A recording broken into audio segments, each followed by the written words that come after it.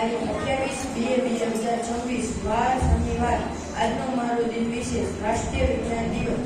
પ્રકાશના કિરણ કઈ રીતે પૃથ્વી પર આવે છે અને તે કઈ રીતે કાર્ય કરે છે તેનાથી લોકોને માહિતગાર કરનાર સર શ્રી રામનનો જન્મ 7 નવેમ્બર 1888 ના રોજ તમિલનાડુ રાજ્યમાં તિરુચિત્તપલ્લી ખાતે થયો હતો. તેમનું પૂરું નામ ચંદ્રશેખર વેંકટ રામન હતું. તેઓએ શોધી કાઢ્યું હતું કે પ્રકાશનું કિરણ 7 રંગોનું બનેલું છે.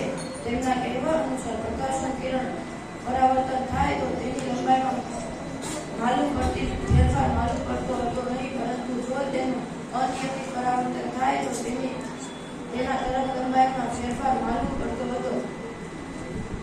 ડોક્ટર ચંદ્રશેખર વેંકટ રામન ને આ વિસ્મયકારક ઘટનાને પ્રકાશની વિસ્મયકારક ઘટનાને નિહાળી વિજ્ઞાન જગતમાં આપવાથી તેમને 28 ફેબ્રુઆરી 1928 ના રોજ તેમને નોબેલ પારિતોષિકથી સન્માનિત કરવામાં આવ્યા હતા.